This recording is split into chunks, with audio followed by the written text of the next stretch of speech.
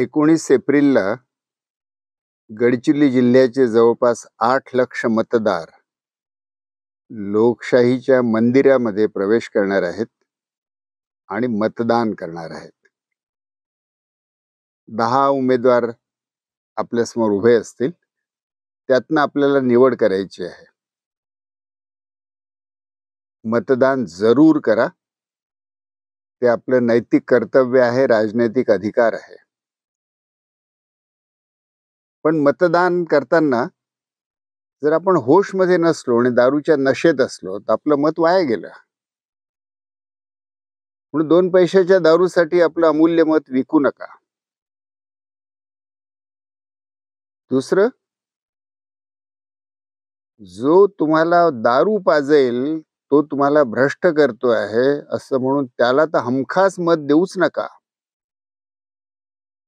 आणि या जिल्ह्यातल्या 4 लाख स्त्री मतदारांना त्यांचा जो संकल्प आहे त्याची मी आठवण करून देतो की जो पाजेल माझ्या नवऱ्याला दारू त्या उमेदवाराला नक्कीच पाडू. तो पाजेल दारू त्याला मत देऊच नका, पाडा. अजून एक, सर्व उमेदवारांना मुक्तिपथ तर्फे आणि जिल्हा दारूमुक्ती संघटनेतर्फे आम्ही असं आवाहन करतो आहोत की तुम्ही या जिल्ह्यात जी दारूबंदी आहे तिच्या समर्थनासाठी सगळ्या मतदारांना वचन द्या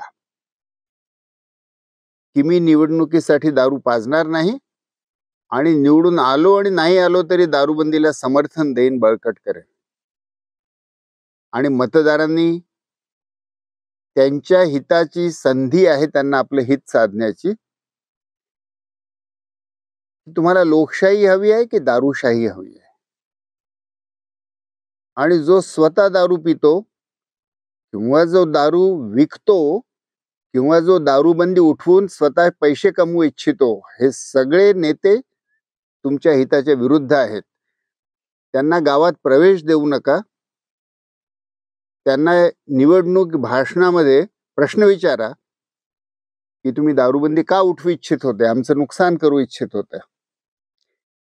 राजकीय नेत्यांना कळलं पाहिजे या जिल्ह्याच्या जनतेला दारू नको आहे आणि ते जर दारूबंदी उठवण्याची भाषा बोलतील, दारू विकण्याची भाषा बोलतील, तर या जिल्ह्याची जनता अशा राजनैतिक नेत्यांना घरी बसवेल, त्यांना मत देणार नाही. म्हणून राजनैतिक नेत्यांना निवड करावी लागेल की त्यांना निवडून यायचं आहे की दारूतनं पैसा कमवायचा आहे. दोन्ही गोष्टी नाही होऊ शकणार. म्हणून या निवडणुकीमध्ये आपण दारूशाहीला मारू आणि लोकशाहीला वाचवू.